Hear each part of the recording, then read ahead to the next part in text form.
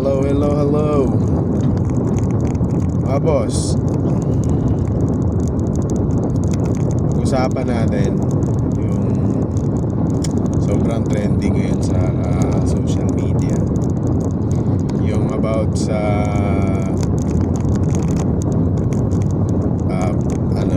sex bomb dancer na si Easy at saka si Alvin. Puro na lang yun yung lumalabas sa feeds ko eh. Alam mo, mga boss, lahat naman tayo siguro may mga masasabi tungkol dun.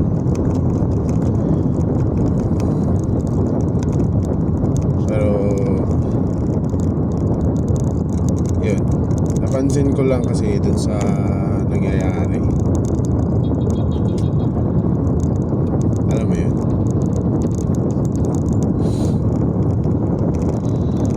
sa panahon ngayon, ano na eh, tawag na ito, usong-uso na talaga yung cancel culture. Tipong pag hindi nila gusto yung statement mo, kahit pa wala yung kinalaman sa kanila, mayroon at meron silang masasabing masama. Dami ko nakitang mga statement sa tawag na ito, mga artista na against dun sa mga sinasabi ni Alvin. Okay, entitled naman sila sa kanilang mga opinion, pero parang yung mga comment nila at saka respond nila is parang tipong sinaktan ba kayo ng tao? Parang ganun kayo kagigil. In fact, kung titingnan natin yung sinabi niya, though nag-name drop si Alvin dun sa mga part ng interview, pero hindi niya sinabi na, wala siyang sinabi na may masamang magulang ka or ganun. Sa kanya lang, kumbaga ginawa niya lang example na hindi ganun dapat. Pero wala siyang kinoment na masama or alam mo yun, opinion niya pa rin, nakafocus pa rin siya sa opinion niya. Opinion niya is hindi dapat payagan ng mga asawa yung kanilang mga misis na magsayaw ng malaswa. So paiba naman tayo ng standard kung alin yung malaswa at alin yung hindi. Pero nakakalungkot lang na isipin na marami sa ating mga Pilipino ang ayaw ng taong mabait. Doon lumabas yung doon lumabas yung mindset natin mga Pilipino, na gusto natin yung medyo badass talaga, mga astig, mga cool na mga parents or na tao. Pag medyo relihiyoso, ayaw natin. Pero aminin natin sa hindi, mga boss, tingnan natin to ha. Marami na tayong kilalang mga tao na badass, masama talaga, and nagbagong buhay. And alam natin kung ano yung mga statements nila. And even us, tayo personally, meron tayong mga kanya-kanyang experience na nagigipit tayo and tumatawag tayo sa Diyos. So parang nakakatawa na tayo, halos majority ng mga Pilipino ay parang galit at ayaw dun sa statement ni Alvin. Kung iisipin mo, sinasabuhay niya lang yung tamang pagsasabuhay ng salita ng Diyos. Ano bang gusto natin? Babasahin natin yung Bible tapos ganun na lang, wala nang pagsunod. Hindi naman din perfect siya, wala naman siya sinabi na perfect siya, pero ang ini-impress ng mga tao, ikaw lang yung perfect, ganun. Wala siyang sinabing perfect siya. Ang sinabi niya doon, he's trying to follow. Sinasabi niya doon sa interview, he's trying to follow doon sa kung ano yung nasa Biblia. And yung about sa statement niya doon sa anak ni Easy na about dun sa mapupunta sa impyerno, yung statement niya na yun may kasiguraduhan kasi hindi mo kayang, dahil siguro dito wala naman talaga nakakaalam in the first place, wala nakakaalam kung mapupunta ka sa impyerno o hindi, kundi sarili mo lang talaga. Kasi ang salvation kasi mga boss kung pagbabasihan natin yung Bible, ang sinabi lang doon, the way to salvation is for you to repent and accept Jesus as your Lord and Savior, or believe, sabi sa Romans 10:9. Kung ipapahayag mo sa iyong mga labi na si Jesus ay Diyos at tagapagligtas, at maniniwala ka na siya ay binuhay ng muli ng Diyos mula sa mga patay, maliligtas ka. That's the way to heaven. Even sa John 3:16 sinabi, God so loved the world that He gave His only begotten Son, and whoever believes in Him shall not perish but have an eternal life. So yung belief at saka faith mo kay Jesus, yun yung ticket to heaven. Ngayon ang tanong kasi, meron naman tayong faith kay Jesus. Yung faith lang naman pala hindi naman nagmamatter kung ano yung ginagawa ng tao. Mali. Oo, yung kasalanan hindi talaga yan mawawala kasi hanggang nasa buhay tayo, nasa mundo tayo, magkakaroon tayo ng kasalanan, mga boss. Pero yung lakaran mo yung kasalanan, in-explain kasi yan sa Bible, mga boss, na hindi ka pwedeng mamuhay sa kasalanan. Iba yung mamuhay ka sa kasalanan versus dun sa nagkakasala ka. Kasi yung nagkakasala ka, yun yung typical na tao na normal na magkasala. Pero yung mamuhay ka sa kasalanan, ibig sabihin kasi niyan, boss, inaccept mo yung way ng masama. Ngayon, paano mo lalaman na masama? Nasa Bible. Hindi mo naman pwedeng hulaan lang Hindi tayo pwede manghula na ito masama. Hindi pwede yun kasi magkakaiba tayo lahat ng perception sa buhay. So, magkaroon ka, kung gusto mo ng legit at saka concrete na pagbabasehan kung ano yung masama, ano yung hindi, Bible. So yun yung naging pundasyon ni Alvin dun sa sinabi niya na mapupunta ka sa impyerno. Kasi if you have Jesus in your life, hindi ka mamumuhay sa kasamaan, hindi ka mabubuhay sa kasalanan. Magta-try ka. Pero kung ipagtatanggol mo pa, halimbawa, nakapatay ka, okay na, normal lang kasi inano ako inutangan ako, hindi ko binayaran So anong kapatawaran dun hindi ka nga nagsisisi, di ba? Ipinamumuhay mo, basta ako pag may kumano sa akin, papatayin ko. So ano yung magiging side mo dun? Wala ka sa side ng Diyos kasi ang sa side ng Diyos, huwag kang pumatay. Hindi mo buhay yan. Hindi mo pag-aari yung buhay ng iba. Hindi buhay mo, hindi mo pag-aari. So tahasan mong sinusuwag yung kagustuhan ng Diyos. Diba mga boss? Kaya yun yung point ni Alvin na mapupunta ka sa impyerno. Kasi kahit pa sabihin mo, okay, sabihin mong nasa si Jesus, nasa pero alam mo yun, yung words mo, yung actions mo speaks itself na hindi talaga. Kasi sinabi na nga yung Sodom and Gomorrah, mga boss, kaya tinupok yun ng Diyos kasi ganun ang ginagawa nila. Sinisipingan nila yung mga kapwa nila babae, kapwa nila lalaki. Wala na silang pakialam. Bakit pa magagawa ang Lord ng babae at lalaki kung pwede naman pala sa kahit kanino?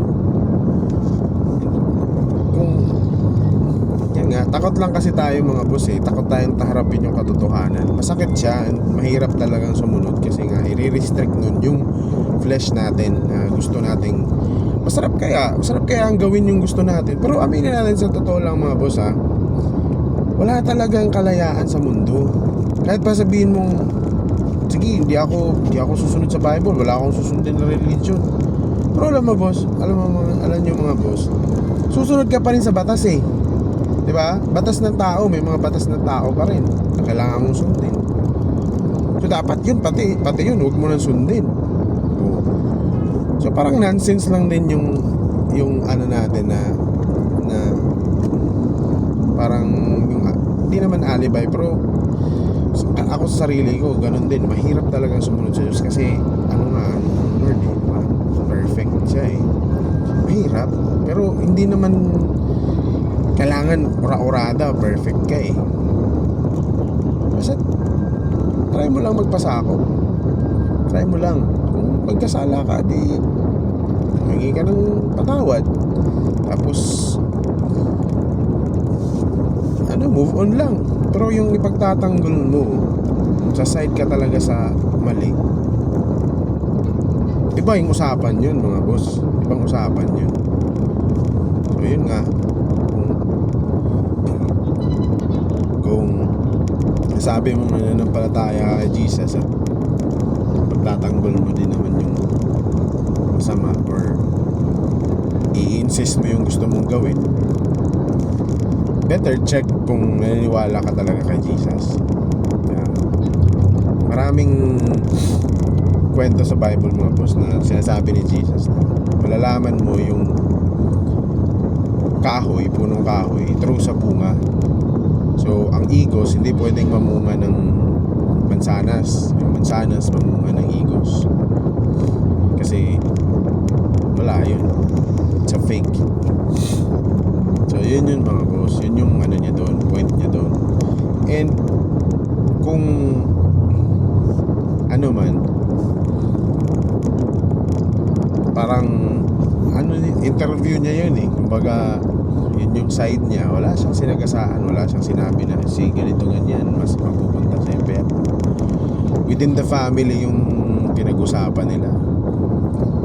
So doon natin nakikita mga boss na nakakalungkot tayo mga Pilipino. Though religious tayo, pero yun talaga lumalabas na pagdating sa ano, ayaw natin na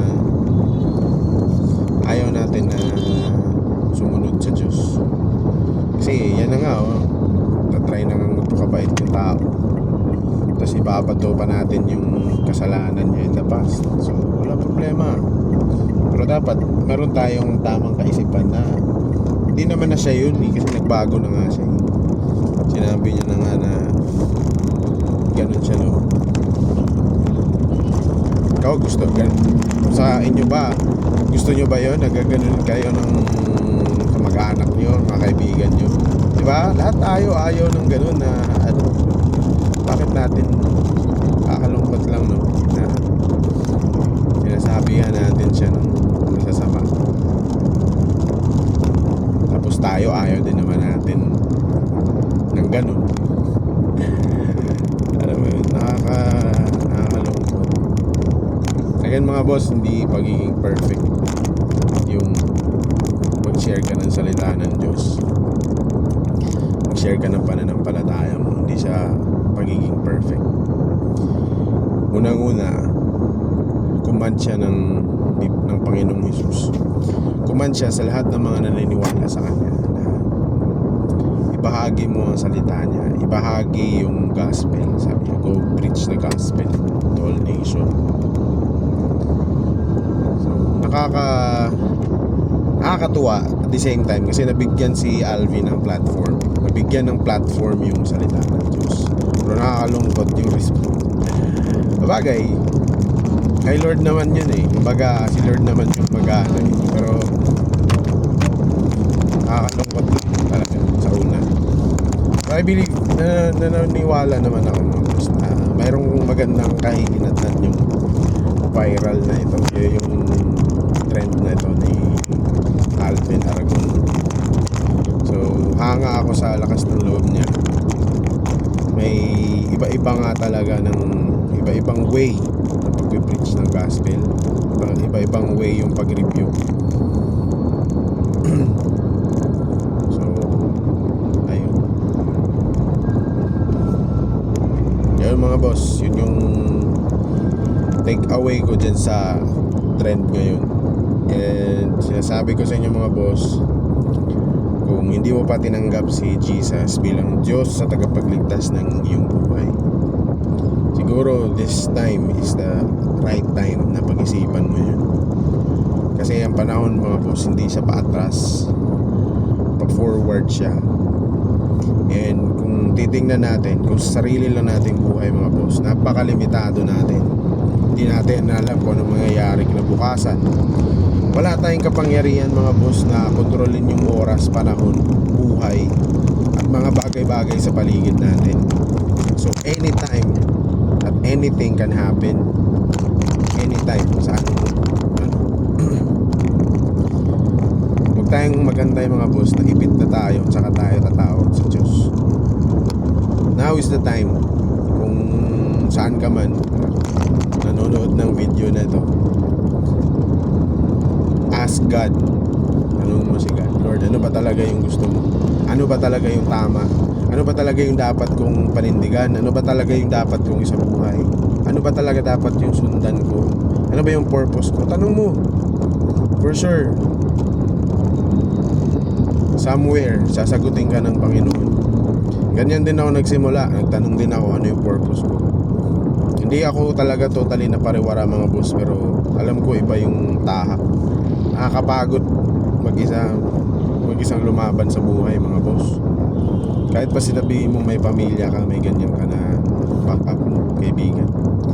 Darating at darating yung time mga boss, pagtulog mo ikaw lang mag-isa, wala kang ibang kakapitan. Tatawag ka sa mga kaibigan mo, hindi sila available.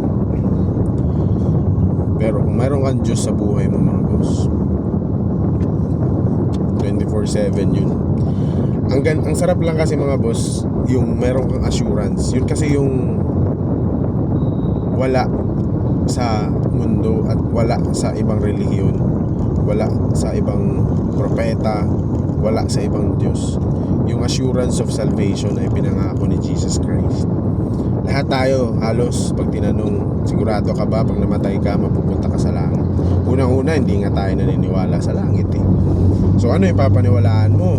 Pag walang langit, walang imperno, pag namatay ka, wala na lang, magiging bula ka na lang. Is that how futile life is? Pinanganak ka, tapos bigla ka na lang mamamatay, tapos wala na, bula ka na lang.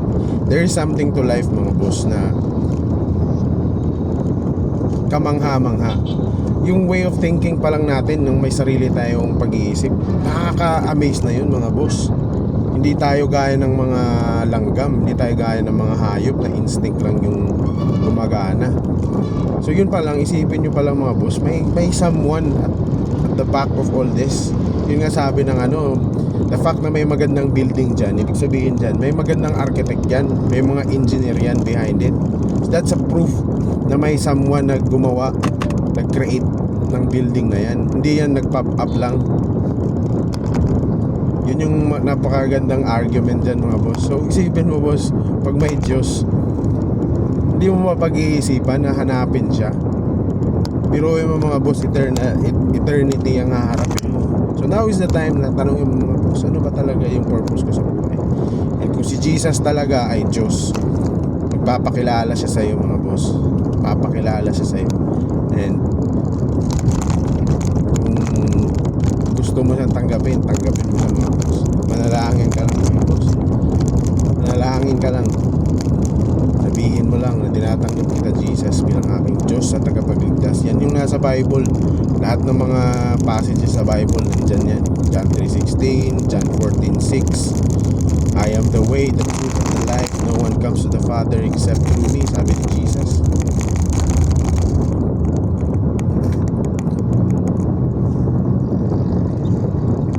So, ano lang mga boss, tanggapin mo lang si Jesus. Huwag mo nang isipin yung kasalanan mo na. Have a desire to follow Jesus. Seek Him. And changes will follow. Walang perfect mga boss, pero hindi mo kailangang ipagtanggol ang kasamaan. Hindi mo kailangang panigan ang kasalanan. Pero normal na magkasala kasi hindi nga tayo perfect. Strive for trabaho lang mga boss. Hindi mo pwedeng tahasan na suwayin yung boss mo, pero pwede kang makipag-argument, pwede kang mag maglabas ng anong opinion. Pero hindi mo siya pwedeng tahasan na hindi na kita boss kasi aalis ka sa kumpanya. Ibig sabihin ganyan din kay Jesus. Okay lang magkamali, okay lang magkasala kasi normal naman. Pero kung ipagtatanggol mo, sabihin mo na mali yung katarungan mo, Panginoong Hesus, ito yung sa akin yung tama, ayun, mali yun. Ayun, seek ye the kingdom of God, and all things will be added unto you. Hindi pagiging marunong ang pagbabasa ng Bible, mga boss, karapatan natin yun. Parang batas ng Pilipinas, mga boss. Sabi nga, ignorance of the law excuses no. Dahil hindi mo alam ang batas, exempted ka na, diba? Binigyan tayo ng napakalaking chance ng Diyos na makilala siya. Yan yun, Kristiyano yung bansa natin. Pwede kang magbasa ng Bible, pwede kang mag-exercise ng faith. Sa ibang bansa, mga boss, bawal. Napakabuti ng Diyos, mga boss, na binigyan tayo ng ganitong pagkakataon. So take natin yung opportunity na yun para makilala ang Diyos. Mga boss, salamat sa pakikinig. God bless.